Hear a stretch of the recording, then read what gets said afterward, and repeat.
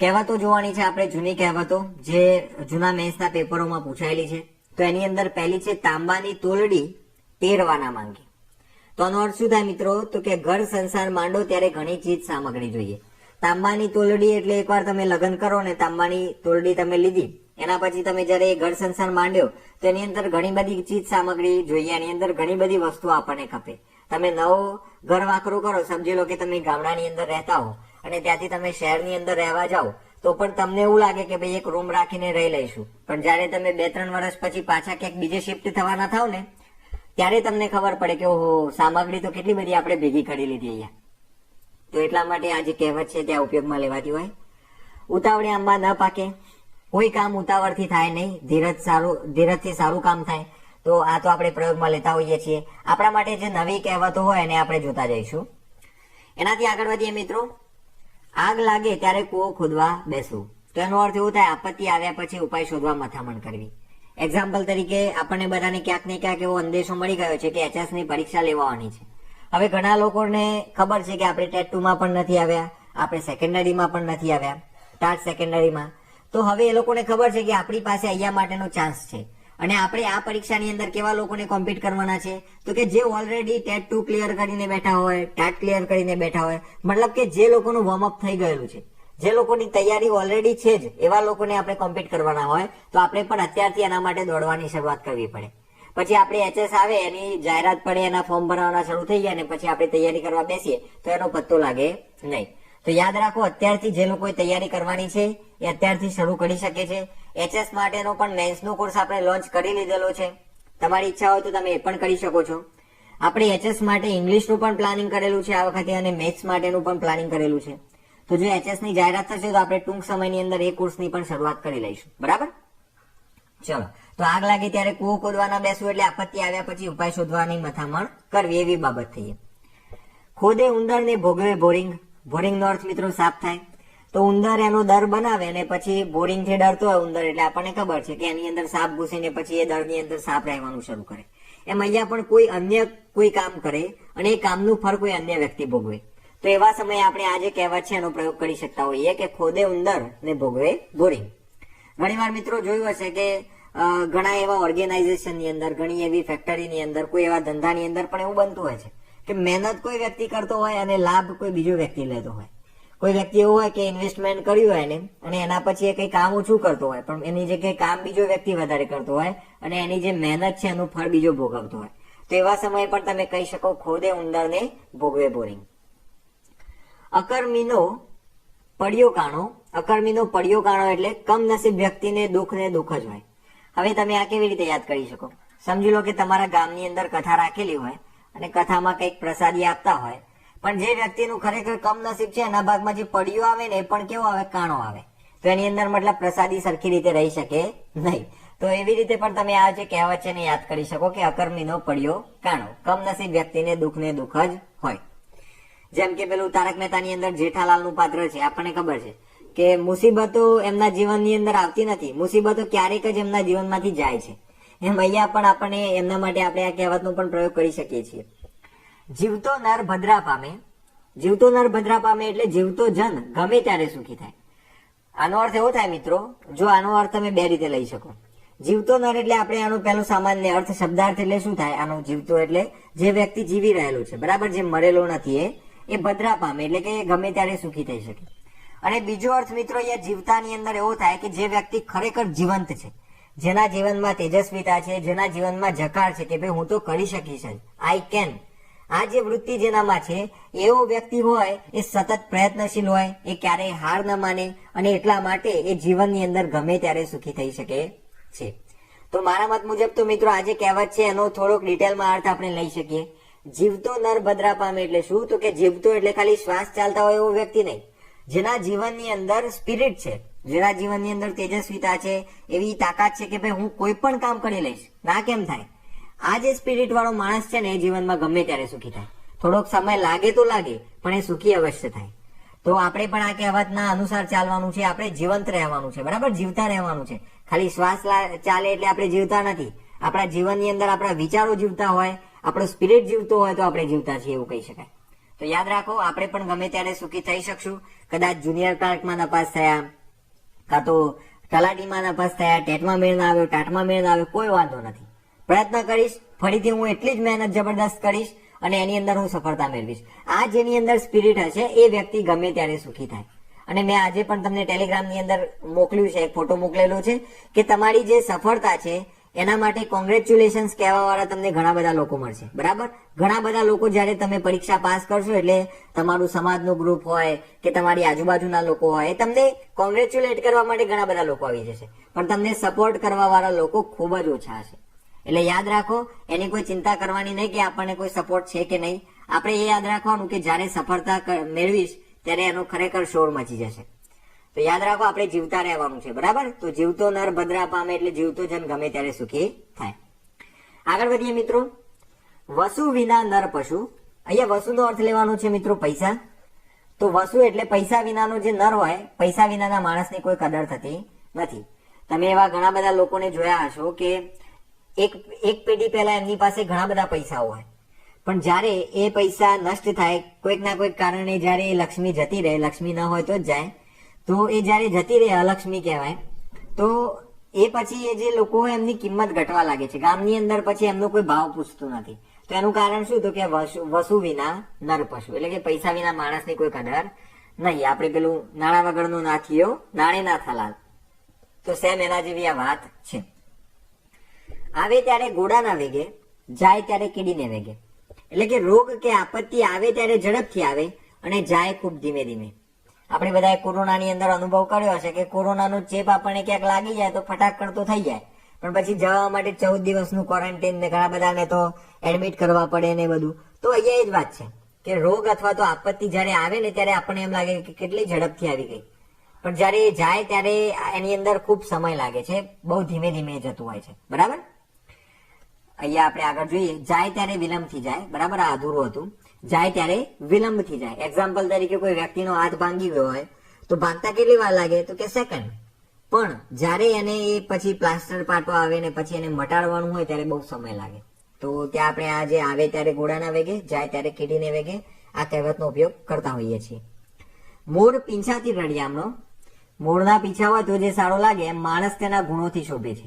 બરાબર, પેલું કહેવાય છે ને કે માણસ એટલે શું? ખાલી બે હાથ હોય, બે પગ હોય, માથું હોય, અથવા તો કહેવાય ને કે બે આંખો આમ સામેની બાજુ હોય, તો એ કઈ માણસ ના કહેવાય.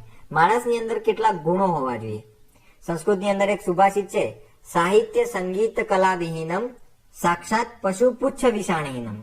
એટલે કે સાહિત્ય, કલા, આ બધા વગરનો જે માણસ હોય, સાહિત્ય, સંગીત, કલા, આ ત્રણ વગરનો જે માણસ હોય એ પશુ છે. ભલે એની જોડે પૂંછડી નથી, પણ એ પૂંછડી વગરનો પણ પશુ છે. તો એ જ રીતે અહીંયા માણસ તેના ગુણોથી શોભે. વિદ્યા વગરનો માણસ હોય એની અંદર ખરેખર કોની સાથે કેવું વર્તન કરાય, કોને કેવું બોલાય, કેટલી જગ્યાએ વિવેકનો ઉપયોગ કરવો જોઈએ, કેવા વડીલોને માન આપવું જોઈએ, આ બધું ના હોય તો પછી માણસ ના કહેવાય. ખાલી દેખાવથી માણસના સ્ટ્રક્ચરમાં છે એવું કહી શકાય. બરાબર, તો એટલા માટે મોર પીંછાથી રળિયામણો, તેનો અર્થ થાય છે માણસ તેના ગુણોથી શોભે છે. આગળ વધીએ મિત્રો. અણવિંધ્યું મોતી નીવડે વખાણ. જો હવે આપણા માટે આ કહેવત નવી છે, આને તમે કેવી રીતે યાદ કરશો? તો કે અનુભવ વગર વખાણ થાય નહીં. કોઈ પણ વ્યક્તિનો આપણે પહેલા જ્યાં સુધી અનુભવ ન થાય ત્યાં સુધી એના પક્ષમાં, એના વખાણમાં આપણે ખેંચાઈ જવું જોઈએ નહીં. અને એના માટે આ કહેવતનો ઉપયોગ કેમ થયો? તો કે સમજી લો કે દરિયામાંથી ઘણા બધા મળજીવાઓ મોતી લઈને આવે છે, પણ એનો અર્થ એવો નથી કે દરેક મોતી સારો જ નીકળે. ઘણા મોતીને જ્યારે એનો હાર બનાવવા માટે જ્યારે એને વીંધવામાં આવે ને, આ મોતીઓ એને વચ્ચેથી વીંધે ત્યારે એની અંદર પોલાણ હોય તો એ મોતી તૂટી પણ જતો હોય છે.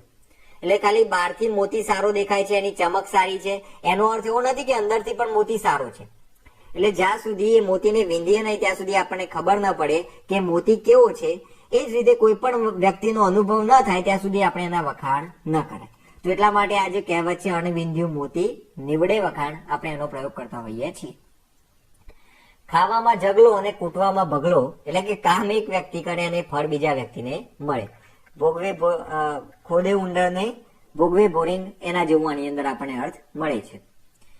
ચલો આગળ વધીએ. હનુમાન હળિયો કાઢે અને ભૂત ભૂસકા મારે તો ઘરમાં અન્ન ન હોવું. ખાસ યાદ રાખીશું મિત્રો, આપણા માટે નવી કહેવત છે. બરાબર, હનુમાન હળિયો કાઢે અને ભૂત ભૂસકા મારે એટલે કે ઘરમાં અન્ન ન હોવું. આગળ વધીશું.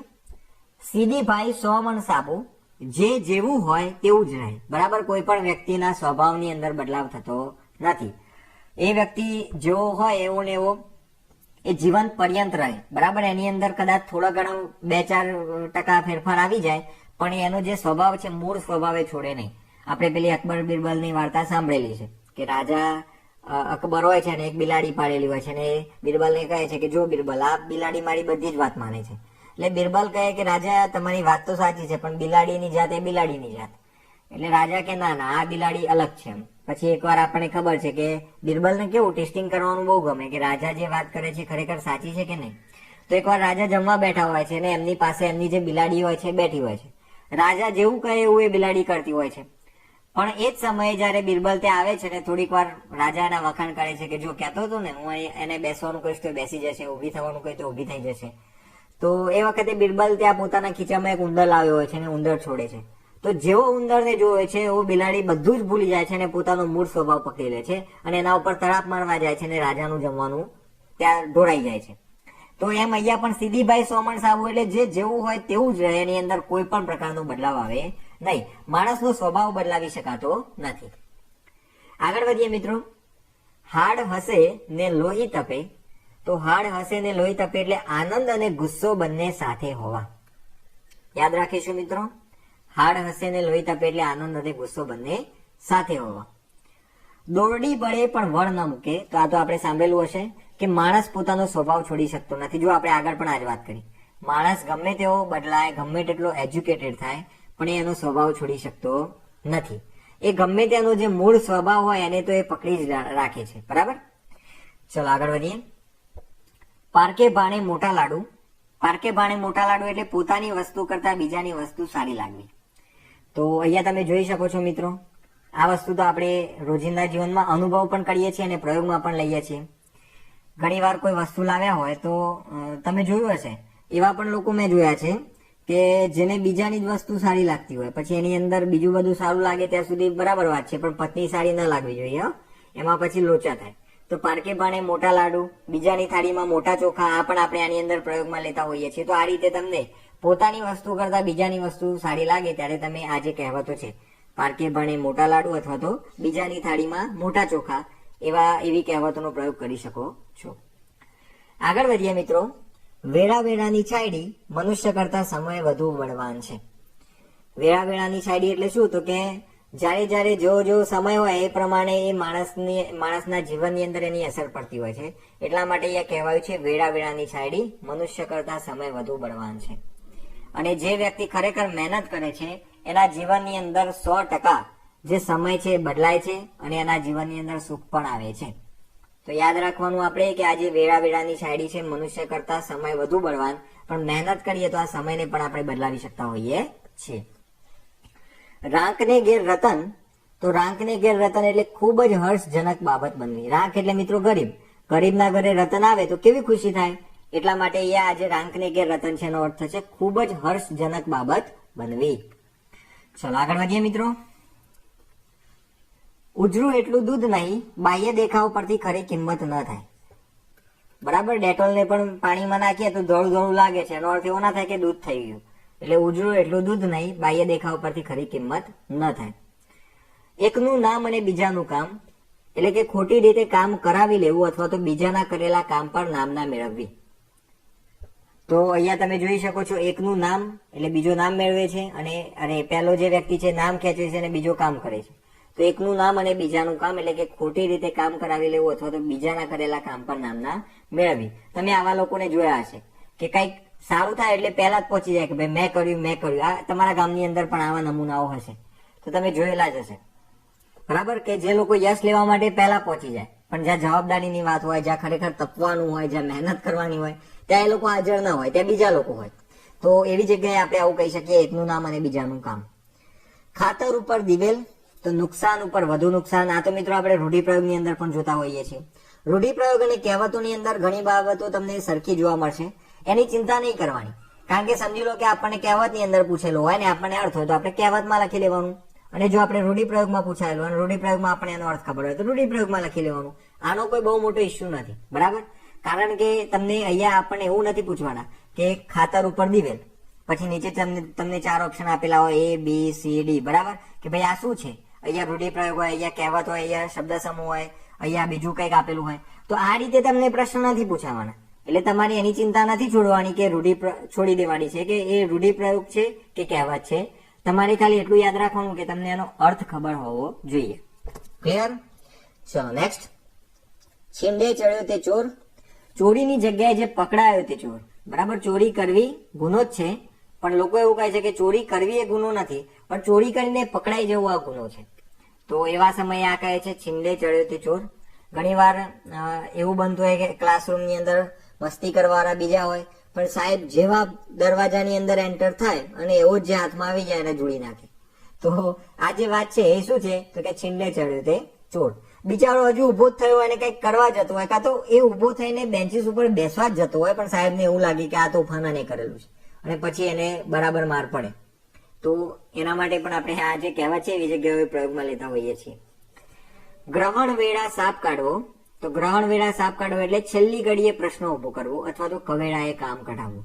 ઘણા લોકો એવા હોય મિત્રો, બધું જ વ્યવસ્થા સરસ મજાની થઈ ગઈ હોય, બધું જ પ્લાનિંગ મુજબ ચાલતું હોય, પણ છેલ્લી ઘડીએ એમને કંઈક ને કંઈક એવું સૂજે, કાં તો કંઈક ને કંઈક એમનું નાટક હોય. તો એવા સમયે તમે આ ગ્રહણ વેળા સાપ કાઢવો આ જે કહેવત છે એનો પ્રયોગ કરી શકો છો. બરાબર, છેલ્લી ઘડીએ પ્રશ્ન ઉભો કરવો અથવા તો કવેળાએ કામ કઢાવવું. દુકાળમાં અધિક માસ એટલે કે મુશ્કેલીમાં વધારો થવો. દુષ્કાળ હોય, ખાવાનું હોય નહીં ઓલરેડી, અને એમાં પાછું અધિક માસ એટલે આમ તો મહિના ગણાતા જ હોય, પણ એ વર્ષ પૂરું ના થાય એવું આપણને લાગે. તો એટલા માટે મિત્રો દુકાળમાં અધિક માસ એટલે મુશ્કેલીમાં વધારો થવો. આગળ વધીશું. ધર્મ કરતા ધાડ પડવી. ધર્મ એટલે અહીંયા ધર્મની વાત છે. ધર્મ એટલે સારું કામ. તો કે કોઈનું સારું કરવા જતા મુશ્કેલીમાં આવી પડવું, એવા સમયે તમે આ ધર્મ કરતા ધાડ પડવી આ કહેવતનો ઉપયોગ કરો છો. મગનું નામ મરી પાડવું એટલે કે કશી સ્પષ્ટતા ના કરવી. અત્યારે મિત્રો એસીબી આ જ કર્યું છે આપણી સાથે. આપણને પાર્ટ 2 ની કોઈ પણ સ્પષ્ટતા આપેલી નથી કે એની અંદર તમારે શું તૈયાર કરવું. તો હાલ તો અત્યારે એ સિલેબસમાં પણ ઘણા જે ઇંગ્લિશના મિત્રો છે પેલું પેપર 1 નો જે સિલેબસ આપ્યો છે એ જ સમજીને ચાલે છે કે આપણે પેપર 1 ની અંદર જે બાબતો છે એટલી તૈયાર કરવાની છે, અને આપણે પેપર 2 ની અંદર પાર્ટ 2 ની અંદર પણ આપણે એ જ પૂછાશે. તો અત્યારે આપણે મગનું નામ મરી પાડી રહ્યા છીએ કારણ કે આપણી પાસે કોઈ સ્પષ્ટતા નથી. સૂંઠને ગાંગડે ગાંધી. તો અધૂરી શક્તિ અને અપૂર્ણ સંપત્તિ હોવા છતાં પૂર્ણતાનો આડંબર કરવો.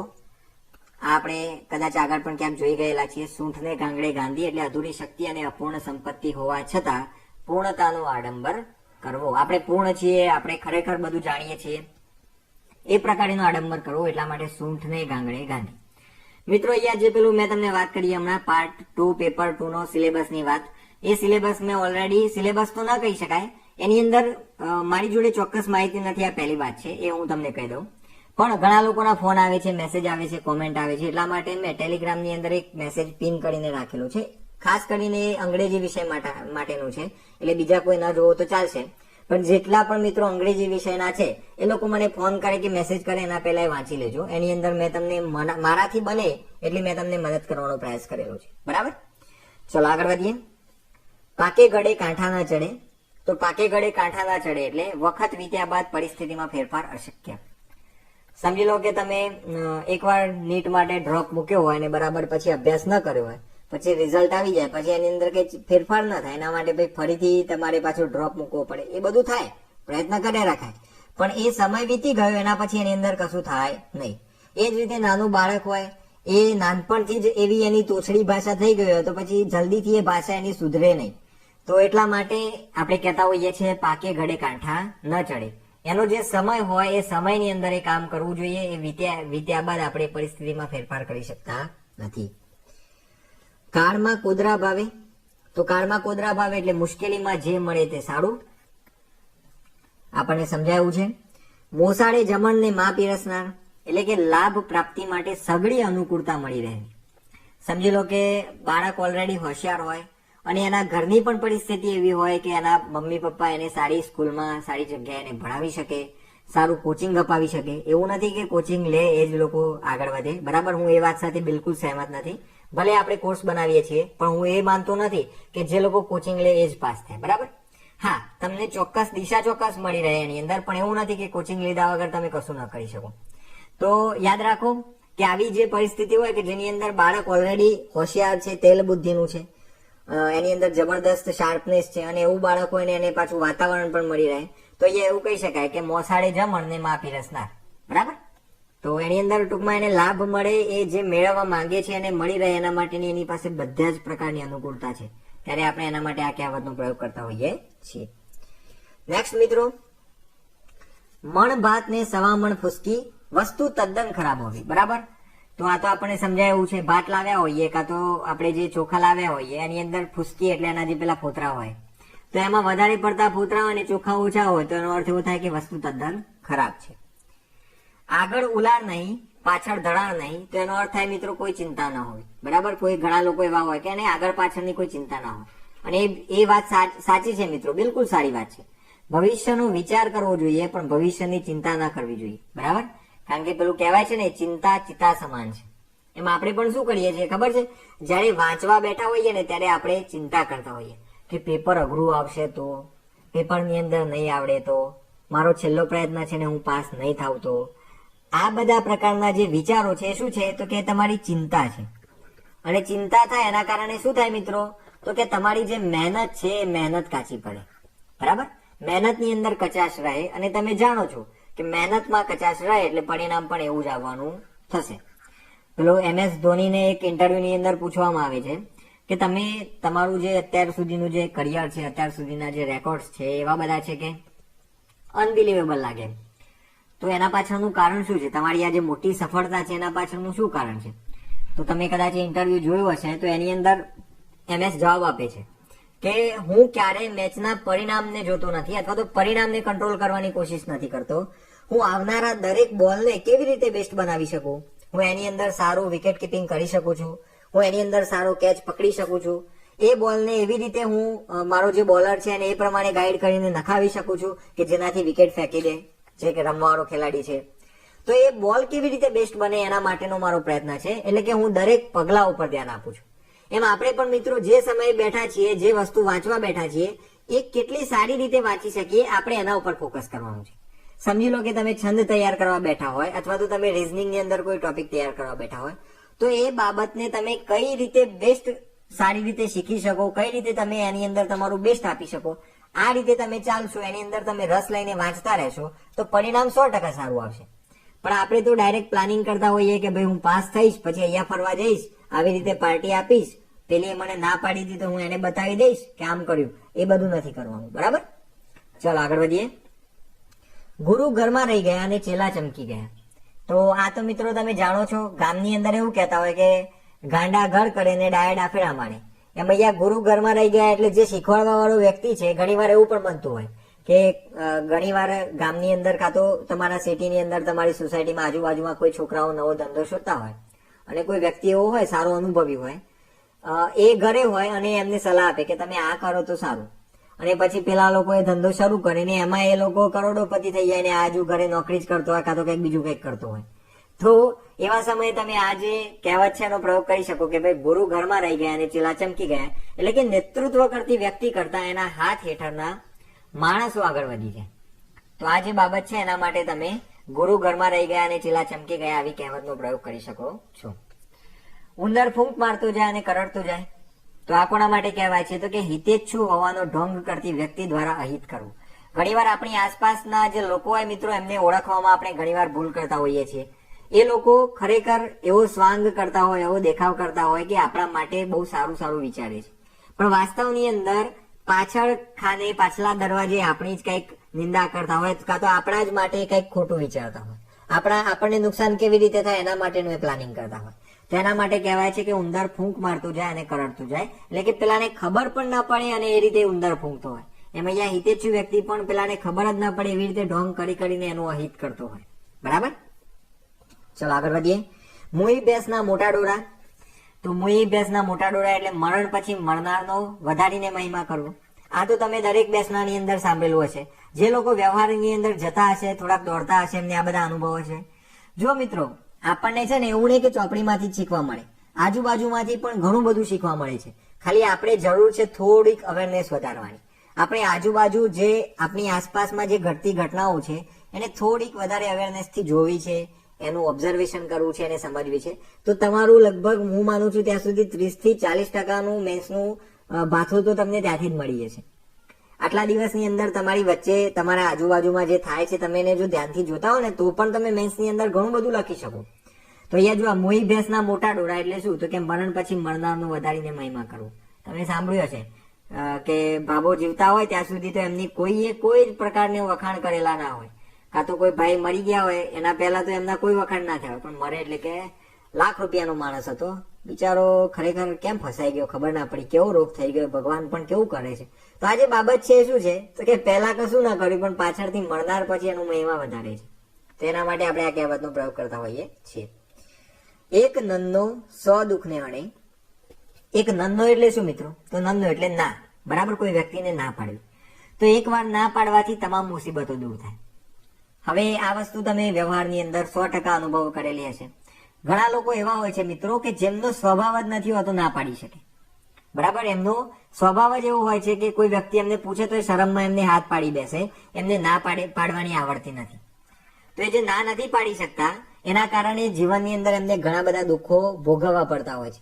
એક્ઝામ્પલ તરીકે કોઈ વ્યક્તિ નવો આઈડિયા લઈને આવે ને આ ભાઈની પાસે થોડુંક બેલેન્સ પડ્યું હોય, પૈસા હોય, અને પેલો કહે ને કે ચાલો ને થોડુંક ભાગમાં રહો ને મારી સાથે તમે આ ધંધાની અંદર, તો પેલો વ્યક્તિ શરમમાં ના પાડી શકે અને પછી એ પૈસા નાખે ને પૈસા ડૂબી જાય અને પછી વ્યવહાર પણ બગડે, સંબંધ પણ બગડે અને એના પછી કહેવાય ને કે એના પૈસા પણ જાય. એ જ રીતે ઘણીવાર આર્થિક વ્યવહારમાં પણ આવું થતું હોય. ઘણા લોકો એવા કહેવાય ને કે પૈસા આપ્યા પછી ખોવાઈ જવા વાળા હોય. તો તમે એમને પૈસા આપો તો પહેલી વારમાં કદાચ વ્યવહાર સારો ના હોય તો બીજી વારમાં પણ એ માગવા આવે તો આપણે આમ તો એમને ના પાડી દઈએ, ભાઈ તારો વ્યવહાર સારો નથી, હવે તારી સાથે આર્થિક વ્યવહાર થઈ શકે એમ નથી. એવું ચોખ્ખી ના પાડશો તો પાછું એને ખોટું લાગશે, પણ એ વખતે એવું કહેવાનું કે ભાઈ નથી પડે યાર, આને આપી દીધા કાં તો ફલાણા આપી, આવી રીતે તમે એને ના પાડી શકો, બરાબર. પણ પછી તમે એ જગ્યાએ ના પાડો અને પછી એ વ્યક્તિ પૈસા લઈ જાય અને પાછા ના આપે તો શું થાય, તો કે પૈસા જાય, એની જોડે તમારો સંબંધ પણ બગડે, ટૂંકમાં તમારે એક કરતા વધારે મુસીબતોને ભોગવવી પડે. અને એટલા માટે એવું કહેવાય છે કે એક નન્નો 100 દુઃખને હણે. એક વાર ના પાડવાથી તમામ મુસીબતો દૂર થાય છે. ક્લિયર? ચલો આગળ વધીએ. ઘરનું ગંગોલિયું થવું, અહીંયા ગંગોથી લીથું નહીં આવે, અહીંયા યુ આવશે. તો ઘરનું ગંગોલિયું થવું એટલે શું, તો કે ઘરની શોભા નષ્ટ થવી અથવા તો ઘરનો મોભો ભાંગી જવું, બરાબર. ઘરનો એક મોભો હોય, આગળની 2 પેઢી એવી સદ્ધર હોય, સારા સંસ્કારો હોય, પણ પાછળની કોઈક એવી ખરાબ પેઢી પાકે કે જેના લીધે ઘરનો આખો જે કહેવાય ને કે સમાજની અંદર જે નામના પ્રતિષ્ઠા હોય બધું નાશ પામે. તો એવા સમયે તમે આ ઘરનું ગંગોલિયું થવું આ જે કહેવત છે એનો પ્રયોગ કરતા હોવ છો. ડોશી મરે એનો વાંધો નહીં પણ જમ ઘર ભાળી જશે. જમ એટલે મિત્રો યમ, બરાબર. કચ્છની અંદર કાં તો બીજે ક્યાંક તમે જે જૂના લોકો છે, જૂના લોકો મતલબ જે વૃદ્ધો છે અત્યારે જેમની ઉંમર વધારે છે એવા લોકો યની જગ્યાએ જનો પ્રયોગ કરતા હોય છે. તો ડોશી મળે એનો વાંધો નહીં પણ જમ ઘર પાડી જશે, એટલે કે ડોશીને મળે એનો વાંધો નથી, હવે એની ઉંમર થઈ છે ચાલશે, પણ એને લેવા જયારે યમ આવશે તો આપણું ઘર પાડી જશે ને પાછું એના પાછળ પછી બીજા બધાનું શરૂ થઈ જશે મરવાનું, કાં તો બીજું કંઈક અનિષ્ટ થવાનું શરૂ થશે તો મજા નહીં આવે, એ સારું નહીં. તો એનો અર્થ થાય છે એકવાર નુકસાન થાય ભલે, પણ તેને બદલે અનિષ્ટ કાયમી બની જાય તો તે યોગ્ય નથી. તો અહીંયા આપણે આ અર્થની અંદર કહેતા હોઈએ છીએ કે ભાઈ ડોશી મરે એનો વાંધો નથી પણ જમ ઘર ભાળી જશે, એવું પડી જશે પછી કે ચાલો અહીંયાથી લઈ આવું. લંકાની લાડી ને ઘોઘાનો વર, 2 ભિન્ન સ્થળો અને પરિચિત વ્યક્તિઓનું મિલન થાય તો આપણે આ જે કહેવત છે એનો પ્રયોગ કરતા હોઈએ છીએ, સાંભળી લઈએ છે. આગળ વધીએ મિત્રો. આંગળી સૂજે થાંભલો ન થાય. આંગળી ઉપર મધમાખી કરડી જાય અને પછી સૂજી જાય તો કે થાંભલો ના બની જાય. એટલે કે વસ્તુને વધવાની કે મોટી થવાની એક મર્યાદા હોય, એ મર્યાદાથી બહાર એ ન કરી શકે.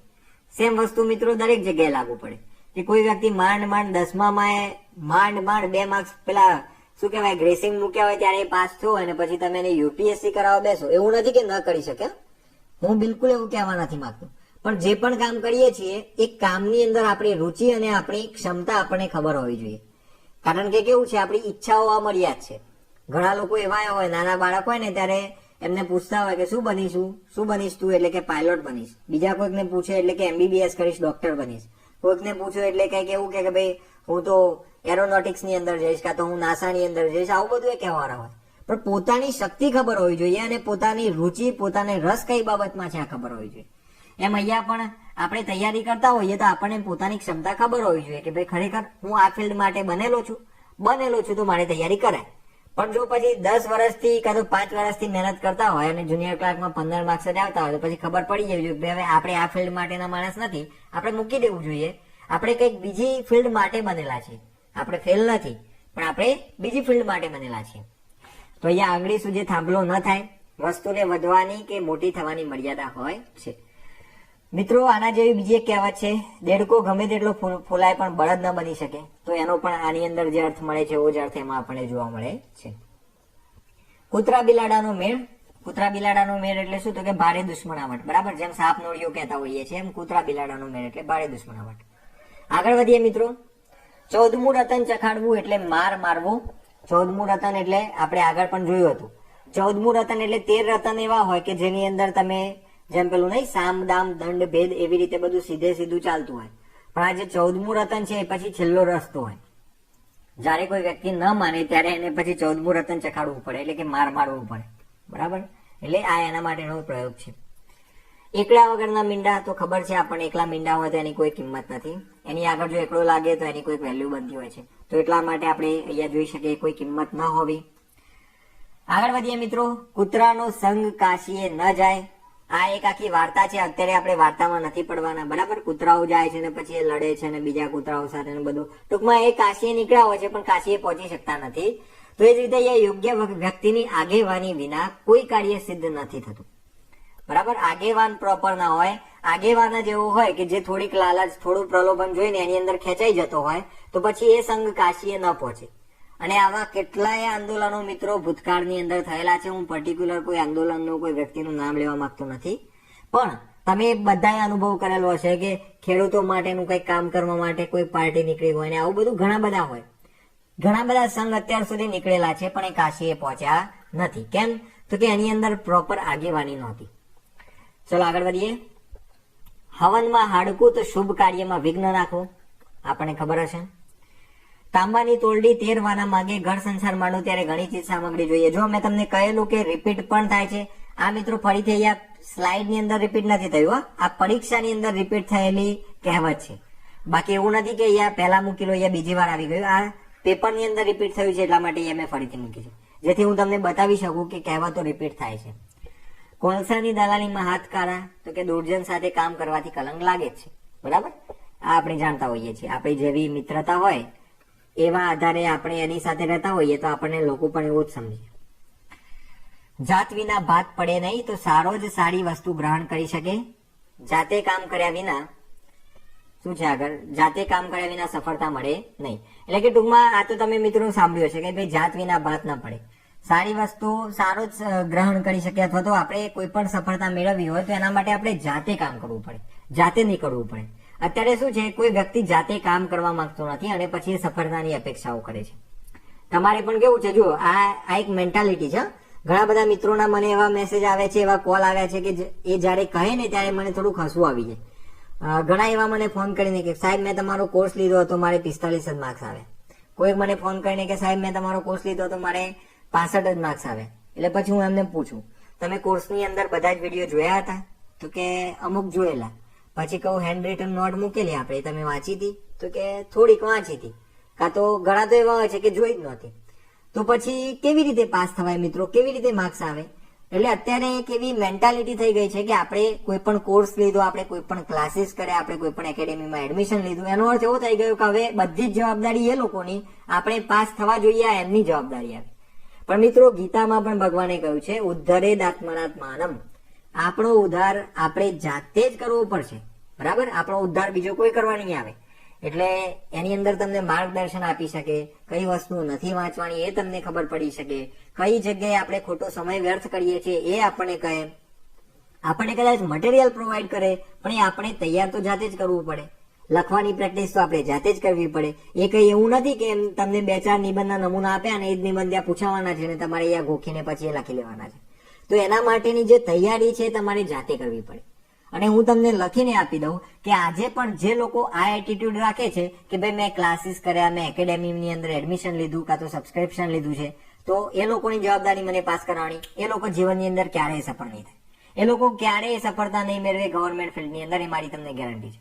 જે વ્યક્તિ જાતે ઉપાડશે, જાતે કામ કરશે કે ભાઈ એમને આ શીખવાડ્યું, પણ એની પ્રેક્ટિસ તો મારે જ કરવી પડશે ને, તો આ જે મેન્ટાલિટીથી ચાલે છે એ વ્યક્તિ 100% આની અંદર સફળ થશે.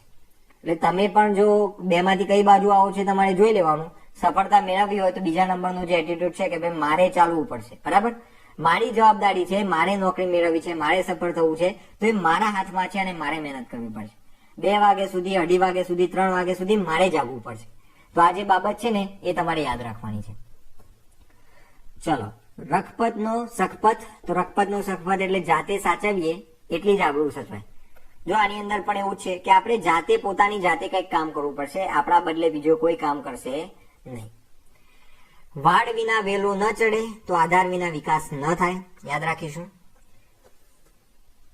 દયા ડાકણને ખાય તો દયા કરવા જતા આફત વહોરવી પડે છે. ઘણીવાર તમે સાંભળ્યું હશે મિત્રો કે રસ્તા ઉપર રાત્રે કોઈ વ્યક્તિને બેસાડવાનો પ્રયત્ન કર્યો અને પછી રાત્રે જ લૂંટી લે. તો દયા ડાકણને ખાય એટલે દયા કરવા જતા આફત વહોરવી પડે છે. ઘણીવાર આવું થતું હોય છે, બરાબર, કે કોઈ રસ્તા ઉપર જતા હોય, સુમસામ હોય ને પછી કોઈ આટલા મોકલે ને આપણે બેસાડીએ અને પછી એ જ આગળ જઈને બંદૂક બતાવીને કે ચપ્પુ બતાવીને ઉભે રાખીને લૂંટી લે. આવા પ્રસંગો આપણે સાંભળ્યા છે. તો ત્યાં પણ આપણે આ કહી શકીએ. સુથારનું મન બાવળીએ એટલે કે સ્વાર્થમાં જ નજર હોવી, આપણે આગળ પણ જોયેલા છીએ.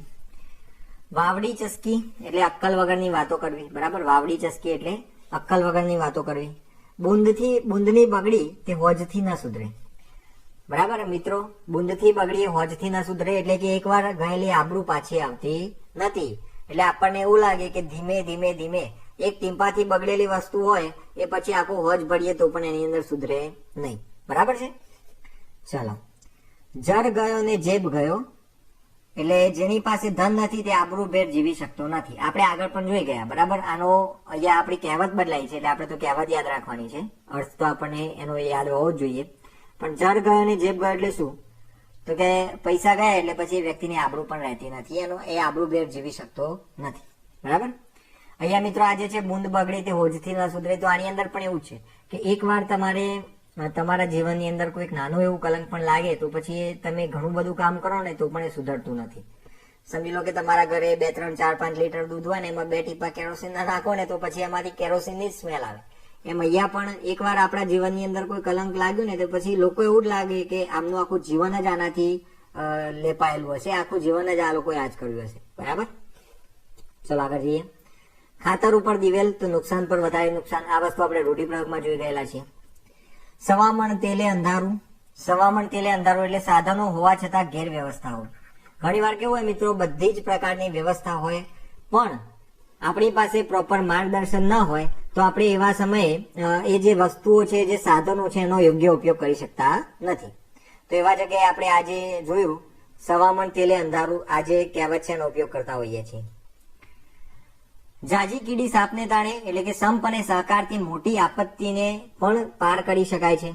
તો સંપ ત્યાં જંપ, બરાબર. સંગો શક્તિ કલો યુગે. સંસ્કૃતમાં એક કહેવાયું છે કે કળિયુગની અંદર મોટામાં મોટી શક્તિ કઈ છે? તો કે સંઘ શક્તિ. તમારી પાસે એક સંઘ હશે, તમારી પાસે યુનિટી હશે તો તમે ધારેલું કામ કરી શકશો. અત્યારે પણ કેવું છે, ક્યાંક ને ક્યાંક પરીક્ષાની અંદર તમને ક્યાંક ગેરરીતિ દેખાતી હોય, કાં તો ઘણી જગ્યાએ તમને એવું લાગતું હશે મનમાની હશે, પણ એકલા વિરોધ કરે એનો કોઈ અર્થ થતો નથી. જો તમારો સંઘ ભેગો થાય તો 100% તમે ધારેલું પરિણામ એની અંદર લાવી શકો. પછી એ ટેટ 2 ના રિઝલ્ટની અંદર ક્યાંક તમને લાગતું હોય કે ભાઈ લોચા છે, કોઈક જગ્યાએ એવું લાગતું હોય કે ટાટની અંદર અમારા માર્ક્સની અંદર લોચા છે, તો બની શકે કે એની અંદર તમને ક્યાંક અન્યાય થયો, પણ તમે એકલા લડો તો એનો કોઈ અર્થ છે નહીં. મારા ઉપર ઘણા બધાના ફોન આવતા હોય છે કે સાહેબ શું કરવું? એટલે હું એમને કહું કે તમે વધુમાં વધુ, મારી પાસે તો હું તો કઈ કરી શકું નહીં કારણ કે હું ઓથોરિટી છું નહીં, પણ તમે એના માટે રજૂઆત કરી શકો. તમે એસીબી ની અંદર રજૂઆત કરો તો ત્યાંથી તમે પૂછી શકો કે ભાઈ આના માટે હું આગળ કઈ કાર્યવાહી કરી શકું છું. તો આ રીતે તમને તમારામાંથી પણ ઘણાની સાથે જો આવું થયું હોય અને વિડીયો જોતા હોય તો તમારા માટે જ છે આ વસ્તુ કે શું કરી શકાય. તો કે એસીબીમાં કોલ કરવાનો અને એ લોકોને જ પૂછવાનું કે આની અંદર આગળની શું વ્યવસ્થા છે, મારે કાયદાકીય રીતે કાં તો આગળ આના માટેની કાર્યવાહી કરવી છે તો કેવી રીતે હું કરી શકીશ. તો એ પણ તમે ત્યાં કરી શકો છો, બરાબર. પણ ધારેલું પરિણામ તો મિત્રો જાજી કીડીઓ સાપતા એ રીતે સંપ અને સહકારથી મોટી આપત્તિને પણ પાર કરી શકાય છે. ઉને પાણીએ ઘર ના બળે. તો ઉને પાણીએ ઘર ના બળે એટલે મોટું કામ કરવા વિશેષ શક્તિ જોઈએ, બરાબર. મોટું ધ્યેય, મોટી ઈચ્છા આ બધું લઈને નીકળ્યા હોઈએ તો પછી એ પ્રમાણેની આપણી શક્તિ પણ આપણે વિશેષ રીતે ખીલવવી પડે. ઘણા લોકો યુપીએસસી ની તૈયારી કરતા હોય ને દિવસમાં વાંચતા 2 કલાક હોય. તો પછી મને એવું થાય કે જો કે એમને સીધે સીધું કહેવાય નહીં, પેલું છે ને કે કોઈ વ્યક્તિને ડાયરેક્ટ કહીએ તો એને ખોટું લાગી જાય. કોઈને એવું કહીએ કે તારા બાપાનું કપાળ, તો એને મજા ના આવે, આપણી સાથે ઝઘડો કરી બેસે. પણ જો આપણે એને એવું કહીએ ને કે તારા પિતાશ્રીનો ભાલ પ્રદેશ, તો એને ખબર ના પડે અને એને કહેવાય જાય. એમ ઘણા લોકો તૈયારી કરતા હોય પણ મોટી ઈચ્છાઓ બહુ મોટી મોટી હોય, સપનાઓ બહુ મોટા મોટા હોય, પણ એ પ્રકારની વિશેષ શક્તિ એમને કેળવેલી ના હોય. તો એવા સમયે પછી આપણે આ કહેવું પડે કે ભાઈ ઊને પાણીએ ઘર ના બળે. બરાબર, ઊને પાણીએ ઘર ના બળે, એના માટે તમારે આગળ લગાડવી પડે. એમ કોઈ પણ મોટી ઈચ્છા શક્તિ તો આપણે ભગવાને અમર્યાદ આપી છે, જેટલી દાડીએ એટલી ઈચ્છાઓ થઈ શકે. પણ એના માટે આપણે જબરદસ્ત શક્તિ, વિશેષ મહેનતથી કામ પણ કરવું પડે. આગળ વધીએ. માટીના દેવને કપાસિયાની આંખો જેવી, તો જેની લાયકાત તેવી પ્રાપ્તિ. જેવો વ્યક્તિ લાયક હોય એ પ્રમાણેની એને પ્રાપ્તિ થાય. લાયકાત તેવો સત્કાર. બરાબર, જેવી લાયકાત હોય એ પ્રકારનો સત્કાર આપણને મળતો હોય છે. તમે પેલું MS ધોની વાળું મૂવી ફરીથી કદાચ રિલીઝ થવાનું હતું, મને આઈડિયા નથી બહુ થયું કે ના, પણ એની અંદર મિત્રો એક વાત તમારે જોવા જેવી છે કે જે વ્યક્તિએ સરકારી નોકરી છોડી હશે તો સંઘર્ષ તો એના જીવનમાં એ વખતે પણ આવ્યો હશે. એને પણ આજુબાજુ વાળા ઘણા લોકો કહેવા વાળા છે કે શું આ નોકરી છોડે છે ને આમને તેને ઘણું બધું કીધું હશે. પણ જે વ્યક્તિએ ડેડિકેશન મોટું આપ્યું છે, જે વ્યક્તિએ છોડ્યું છે વધારે, જે વ્યક્તિએ ત્યાગ મોટો કર્યો છે, એ વ્યક્તિની સફળતા પણ મોટી હોવાની. એમ આપણા જીવનની અંદર પણ આપણે સરકારી પરીક્ષા પાસ કરવા માટે, શિક્ષક બનવા માટેનું સપનું જોતા હોઈએ અને પછી આપણે બધાની જેમ બધા જ ફંક્શનમાં જઈએ અને ગામમાં ફરવા માટે જઈએ અને બીજાની સાથે ઓટલે બેસીએ, તો આપણને પોતાને ખબર હોવી જોઈએ કે ખરેખર મેં જે સપનું જોયું છે એ પ્રમાણેની મારી મહેનત છે કે નહીં, એ પ્રકારે હું બધું છોડું છું કે નહીં. અને આ વસ્તુ મિત્રો 2-3 મહિના માટે છોડવાની હોય. 2-3 મહિના માટે છોડી દો એટલે તમારું રિઝલ્ટ તમારી સામે આવી જાય. બરાબર, તો યાદ રાખો કે જેટલી મોટી સફળતા મેળવવી હોય એટલો મોટો ત્યાગ પણ કરવો પડશે, એવા લાયક પણ બનવું પડશે. અને એના માટે જ આ કહેવાયું છે માટીના દેવને કપાસિયાની આંખો જેવી, એટલે કે જેની લાયકાત તેવી પ્રાપ્તિ અથવા તો લાયકાત તેવો સત્કાર થાય.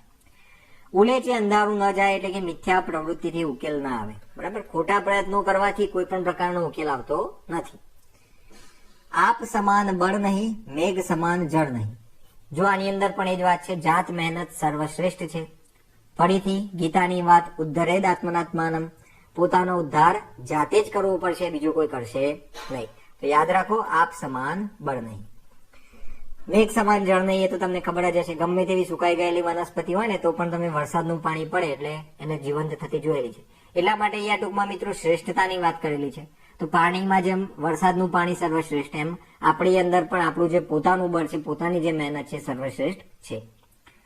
બોલે તેના બોર વેચાય, એટલે કે બોલ્યા વિના કઈ કામ ન બને. બરાબર, મેં ઘણા વચ્ચે એવા કોમેડી ઓડિયો સાંભળ્યા હતા એસીબી સાથેની તમારી જે વાર્તાલાપ હોય, તમારી જે વાતચીત હોય ને, બહુ મજા આવે એવા ઓડિયો હતા.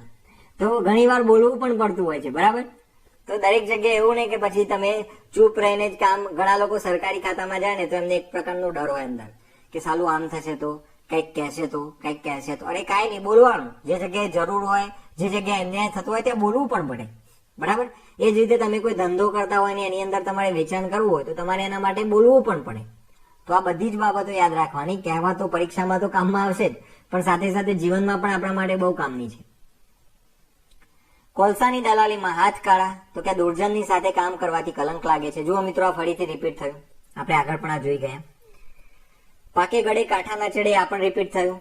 બરાબર, આ સ્લાઇડ રિપીટ નથી. હું તમને ફરીથી કહી દઉં છું, કારણ કે મેં 2 વાર આ સ્લાઇડો ચેક કરેલી છે. આની અંદર આજે કહેવતો છે, કહેવતો રિપીટ થયેલી છે. આ સ્લાઇડની અંદર આ ફરીથી ટાઈપિંગ રિપીટ નથી થયું. મૂળના ઈંડા ચિતરવા ન પડે, એટલે કે માતા પિતાના સંસ્કાર સંતાનમાં વારસાગત રીતે આપોઆપ ઉતરે છે. બરાબર, માતા પિતાના જે સંસ્કારો હોય ન ખબર પડતા એની અંદર આવતા હોય છે. માતા પિતાનું વર્તન જુએ, માતા પિતાનું આચરણ જુએ, આ બધું જ જોઈને બાળકો એની અંદરથી શીખતા હોય છે. એટલે એ આપણે ખાસ યાદ રાખવાનું છે. સાપને ઘેર પરોણો સાપ, સમાન ગુણ સ્વભાવ વાળાનો એકબીજા સાથેનો વ્યવહાર અનુકૂળ હોય છે. બરાબર, એક ઠગ ભગત હોય ને બીજો ઠગ ભગત એને મળે તો બંનેને મજા આવી જાય, ચલો ભેગા થઈને ઠગશું. તો એ રીતે આ સાપને ઘેર પરોણો સાપ, એટલે એમને ચિંતા જ ના હોય, આપણા જેવો જ છે. બરાબર, ઘણા લોકો નહીં પેલા સગાઈ કરવાની હોય ને એટલે શોધતા હોય તો કે વેવાઈ આપણા જેવા જ છે. બરાબર, ચિંતા ના કરો. તે જે આપણા જેવું છે ને એ શોધવાની વૃત્તિ, એના માટે આપણે કહીએ સાપને ઘેર પરોણો સાપ, એટલે કે સમાન ગુણ સ્વભાવ વાળાનો એકબીજા સાથેનો વ્યવહાર પણ અનુકૂળ હોય છે. બરાબર, ચલો આગળ વધીએ. અગત્યના વાયદા, કદી પૂરા ન થાય તેવા ખોટા વાયદા કરવા. આ મેં તમને આગળ પણ સમજાવેલું છે. અગસ્ત્ય ઋષિ થઈ ગયા. અગસ્ત્ય ઋષિએ મિત્રો ખોટા વાયદા નથી કર્યા. આ ખાસ યાદ રાખજો. આ તો કહેવત આવેલી છે એટલા માટે, કારણ કે એમને એવું કીધું કે ભાઈ હું સાગર નહીં પી જઈશ. વાસ્તવમાં સાગર નહીં પીવો એટલે એની આજુબાજુના લોકોને બદલવાની વાત હતી. જે આસુરી વૃત્તિના લોકો હતા એમનું જીવન બદલવાની એની અંદર વાત હતી. એટલા માટે અગત્ય એવો મતલબ એમને એવો સંકલ્પ કરેલો કે હું સાગર નહીં પી જઈશ. એટલે એ વાયદો લોકોને એ સમય એવો લાગતો હતો કે આ ક્યારે પૂરો ન થાય, પણ એમને પૂરો કરી બતાવેલો. પણ અહીંયા જે કહેવત છે એનો અર્થ એવો થાય કદી પૂરા ન થાય તેવા ખોટા વાયદા કરવા. બરાબર છે. ચલો આગળ વધીએ. આગે આગે ગોરખ જાગે. તો જીવનની અંદર મિત્રો આ કહેવત તો ખાસ યાદ રાખી લેજો.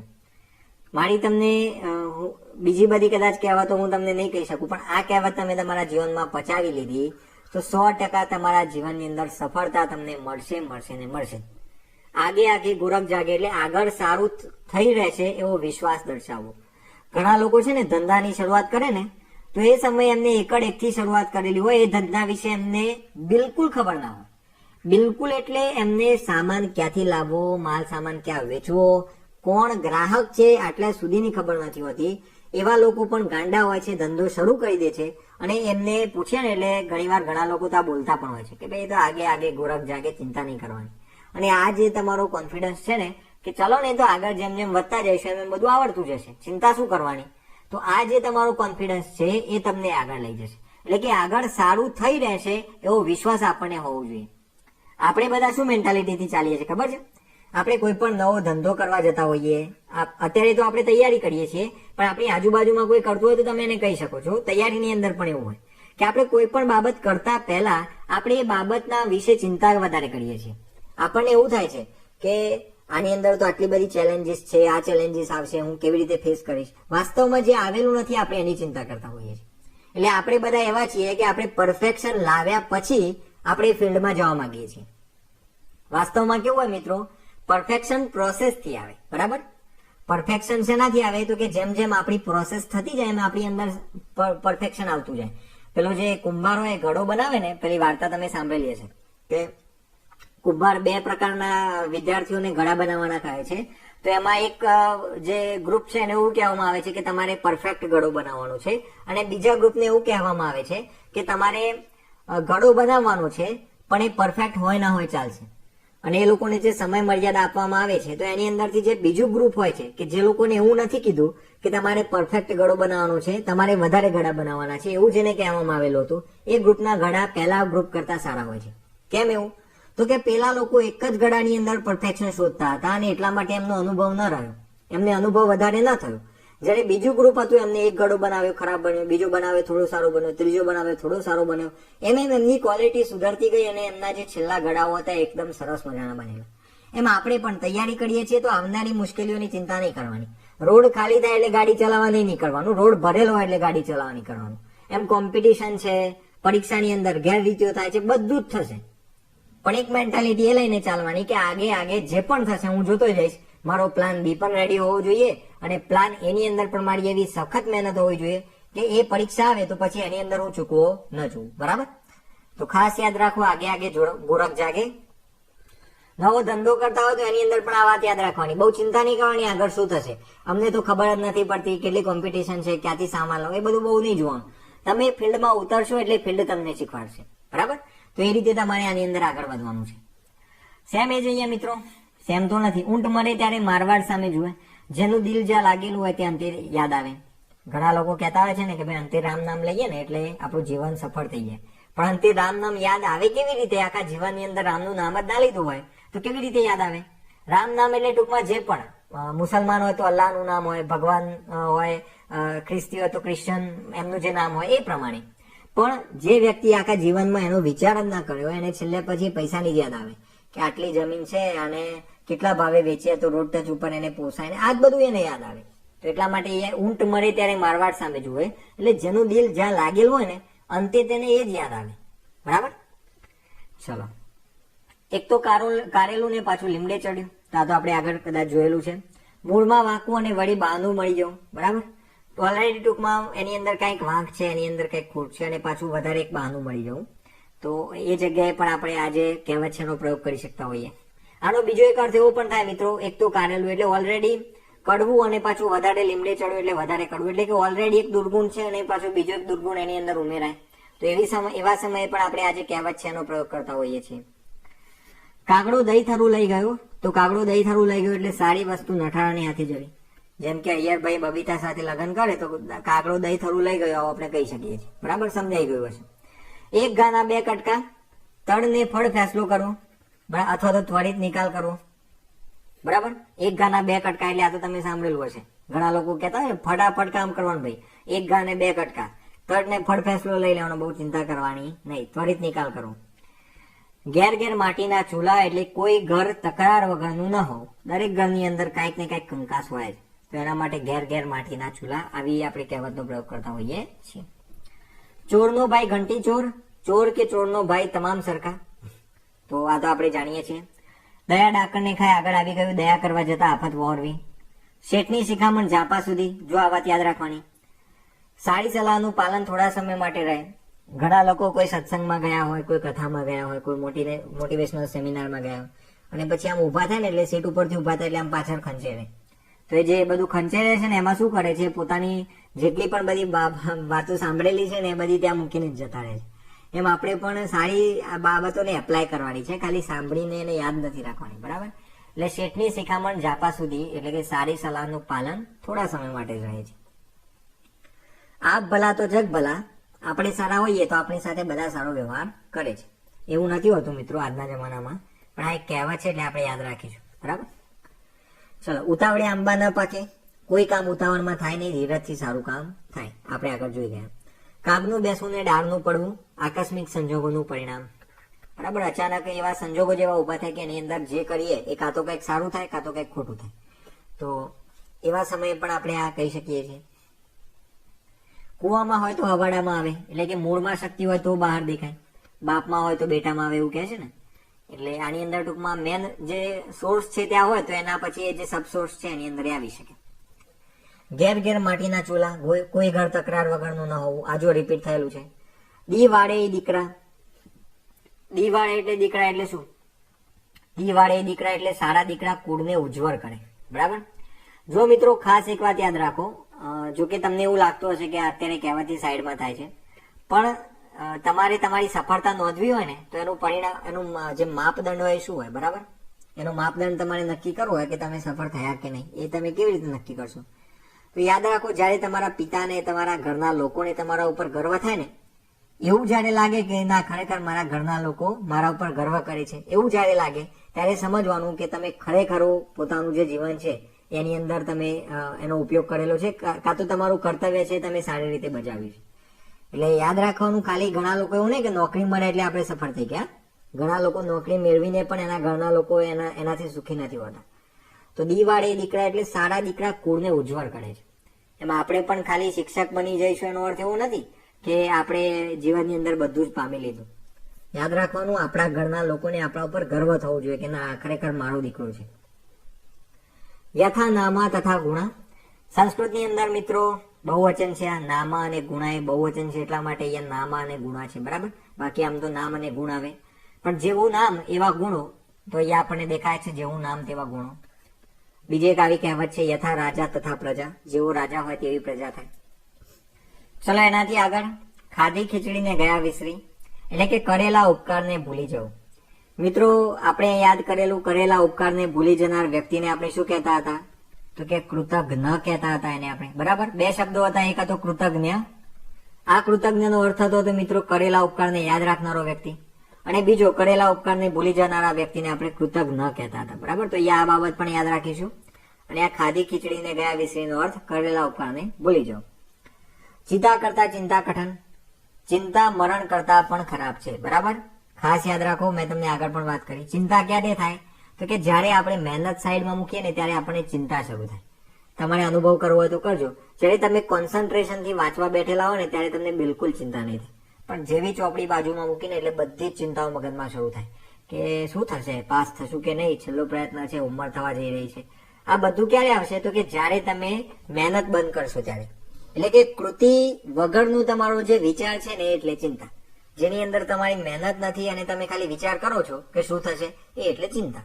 તો તો એ ચિંતા બિલકુલ નહીં કરવાની. ચિંતા મરણ કરતા પણ ખરાબ છે. મિત્રો અહીંયા આગળની કહેવત છે, ઘરડા વિના ગાડા ના વળે, એટલે કે અનુભવી લોકો વિના મુશ્કેલીઓ દૂર ન થઈ શકે. તમે જોયું હશે પેલી એક વાર્તા છે કે એકવાર બધા જે ગામના યુવાનો હોય છે જાન લઈને જવાના હોય છે અને એ લોકો નક્કી કરે છે કે ભાઈ આપણે જાનની અંદર કોઈ પણ ઘરડા વ્યક્તિને લઈ જવાનો નથી. હવે એમાંથી એક જે ગામના એક વડીલ હોય છે, ઘરડા વ્યક્તિ હોય છે, એમને ચિંતા થાય છે કે આ બધા જુવાનિયાઓ જાય છે તો ખરા, પણ કોઈક એવી મુશ્કેલીઓ આવશે ને તો એ અડી પડશે, એમનું ત્યાં કામ અટકી પડશે. તો એટલા માટે સંતાઈને એમની જોડે જાય છે એક ગાડાની અંદર બેસીને, અને પછી ત્યાં જાય છે તો પેલું જે પહોંચવાનો સમય હોય, કંઈક કહેવાય ને કે જે પેલા વર હોય એમને એન્ટ્રી અપાવે, એમના સસરા એમનું સ્વાગત કરે. તો એ સમયે એમને એક ટાસ્ક આપે છે કે ભાઈ ગામનું તળાવ છે, એ તળાવની અંદર તમારે ઘી ભરવાનું છે. જો તમે ઘી ભરી આપશો, આખા તળાવની અંદર તમે ઘી ભરી આપશો તો તમને આ કન્યા મળશે. હવે પેલા જે જુવાનિયાઓ છે તો બધા અટકી પડ્યા કે ભાઈ આટલું બધું ઘી લાવવું ક્યાંથી. તો એવા સમયે પેલા જે વડીલ હોય છે પાછળથી એક જુવાનિયાને શીખવાડે છે કે આ જે તળાવ છે ને એમને એવું કહો કે તમે ચારણી વડે પેલા તળાવને ખાલી કરી આપો તો અમે પછી ઘી ભરી આપશું. તો જયારે એ જવાબ પેલા એમના સસરાને મળે છે ત્યારે એમને ખબર પડી જાય છે કે ભાઈ જુવાનિયાઓ હોશિયાર છે. પણ વાસ્તવમાં એ યુક્તિ કોની હતી તો કે ઘરડા કાકાની હતી.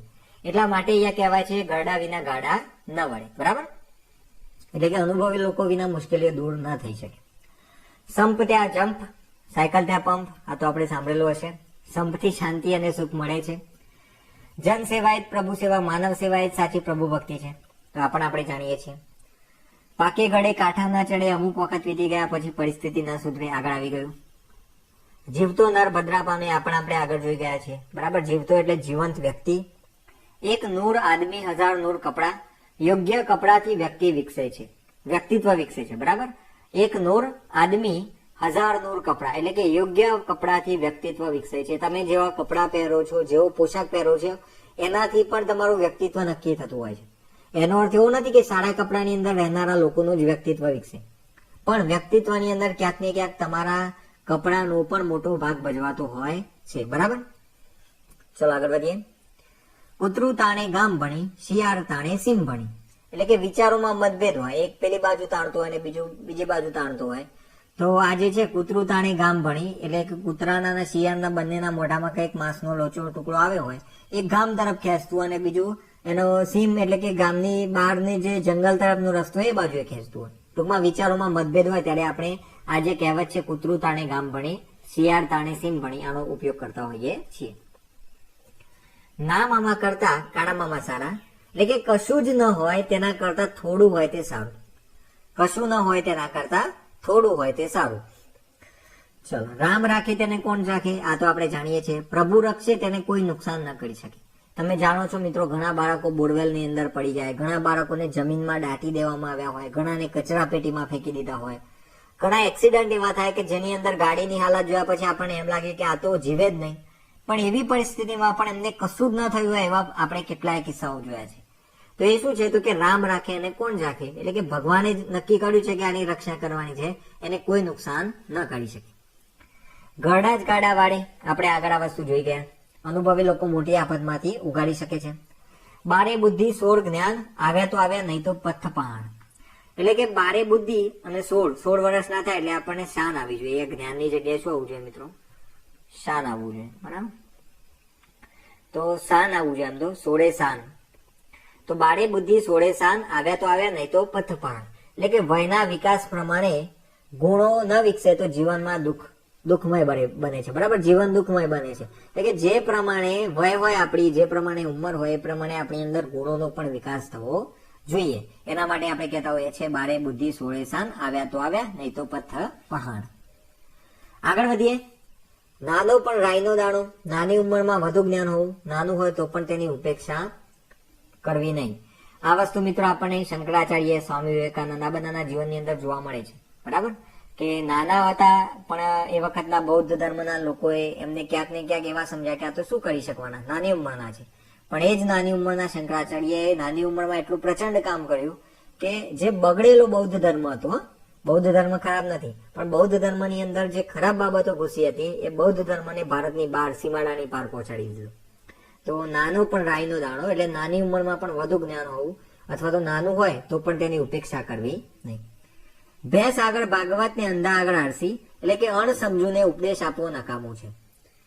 તો આ તો આપણે જાણીએ છીએ, ભેંસ આગળ ભાગવત, અંધા આગળ આળસી. આંગળીથી નખ વેગળા, પારકા પોતાના ન થાય, આ બાબત આપણે આગળ રૂઢિપ્રયોગમાં જોઈ ગયેલા છીએ, એટલે આપણને ખબર હશે. ઉતરે અમલદાર કોડીનો, તમે પુષ્પાની અંદર પેલો ડાયલોગ સાંભળ્યો છે કે તેરી વર્દી છે તેરી કિંમત છે, કે એવું કંઈક છે, બરાબર? એટલે કે તારી વર્દી ઉતરી જાય એના પછી તું કશું નથી. સેમ અહીંયા એ જ વાત છે કે સત્તા ગયા પછી સત્તાધારીનું માન રહેતું નથી, પછી એનો કોઈ ભાવ નથી પૂછતું. જ્યાં સુધી એ સત્તામાં હોય ત્યાં સુધી એની વાહ વાહ, એની સરાહના, એની આસપાસ લોકો ફરતા હોય, પણ જેવો એ અમલદાર પોતાના પદ ઉપરથી ઉતરે એવો એ કોડીનો થઈ જાય છે. એટલા માટે ઉતરે અમલદાર કોડીનો, આ કહેવતનો આપણે પ્રયોગ કરતા હોઈએ છીએ. ઓછું સે પાત્ર ને અદકું ભણ્યો. ઓછું સે પાત્ર એટલે કે અધૂરપ વાળી વ્યક્તિની પ્રગતિ થાય. વ્યક્તિની એવી યોગ્યતા જ નહોતી કે ખરેખર એને જે મળેલું છે એ પચાવી શકે, અને પછી એ વ્યક્તિની પ્રગતિ થાય તો આપણને ખબર છે કે યદ્વા તદ્વા ભવિષ્યતિ. સંસ્કૃતની અંદર એક સરસ મજાનો સુભાષિત છે, કદાચ તમને યાદ રહી જાય ને કોઈ જગ્યાએ જરૂર પડે તો તમારા નિબંધની અંદર પત્રમાં પણ ક્યાંક ટાંકી શકાય. મર્કટસ્ય સુરાપાનમ તત્ર વૃશ્ચિક દંશનમ. મર્કટ એટલે વાંદરો, વાંદરાએ સુરાપાન એટલે દારૂ પીધો. તત્ર વૃશ્ચિક દંશનમ, પાછો એને વીછી કરડ્યો. પેલા દારૂ પીધો, પછી વીછી કરડ્યો. તન્મધ્યે ભૂત સંજારો, પાછો એની અંદર ભૂતે પ્રવેશ કર્યો. વિચાર તો કરો, ઓલરેડી વાંદરું છે એટલે કે બહુ જ ચંચળ હોય, પાછો દારૂ પીધો છે એટલે હાથમાં ના રહે, પાછો વીંછી કરડ્યો, અને પાછું એવા વાંદરાને પાછું ભૂત વળગે તો પછી યદ્વા તદ્વા ભવિષ્યતિ, એનો ભાવ પૂછી શકીએ નહીં, બરાબર? એને પૂછાય જ નહીં કે ભાઈ તું કેમ છે, પછી એ આપણને જ નુકસાન કરી બેસે. ટૂંકમાં એ વ્યક્તિ હાથમાં ન રહે, એ હવામાં ઉડવા લાગે. તો અહીંયા આ જે કહેવત છે એનો અર્થ એ જ છે. કદાચ સુભાષિત યાદ ના રહે તો કોઈ વ્યક્તિ એવો બહુ પૂછતો હોય તો તમે ગુજરાતીમાં પણ એને આ કહી શકો કે ભાઈ ઓછું છે પાત્રને અધકું ભણ્યું, અધૂરપ વાળી વ્યક્તિની પ્રગતિ થવી, બરાબર? ગામની અંદર ગુજરાતીમાં પેલું મરકટ વાળું પણ તમે કહી શકો. કોઈને કહેતા નહીં, ઝઘડો થશે, પણ આવી તમે એનો ઉપયોગ કરી શકો છો. તમારા લખાણની અંદર પણ ક્યાંક એવી જરૂર પડે, કોઈ એવો નિબંધ હોય કે જેની અંદર પ્રગતિથી વિનાશ સર્જાય છે, આવું તમારે લખવું હોય તો તમે એવી જગ્યાએ એ જે સુભાષિત છે એને ટાંકી શકો છો. વાડ વિના વેલો ન ચડે, તો ઊંચું સ્થાન મેળવવા કોઈ મોટાની ઓથ હોવી જોઈએ. આધાર વિના વિકાસ ન થાય, બરાબર? તો આ આપણે આગળ પણ જોઈ ગયેલા છે કે ભાઈ આપણે વિકાસ કરવો હોય ને આપણને કોઈ સ્ટેપિંગ સ્ટોન મળી જાય, આપણને કોઈ એવું પગથિયું મળી જાય કે જેના ઉપર આપણે મતલબ એમની સાથે રહીને આપણે વિકાસ સાધી શકીએ, તો એના માટે કહેવાય છે વાડ વિના વેલો ન ચડે. હોઠ સાજા તો ઉત્તર જાજા, એટલે કે વાણી શક્તિથી ઉપાય થાય. તમે જોયું હશે કે ઘણી એવી વાર્તાઓ છે પંચતંત્રની અંદર કે જેની અંદર વાણી શક્તિથી કંઈક બોલીને ઉપાય નીકળતો હોય છે. તો આ જે બાબત છે એના માટેની આ કહેવત છે, હોઠ સાજા તો ઉત્તર જાજા. તો મિત્રો આજ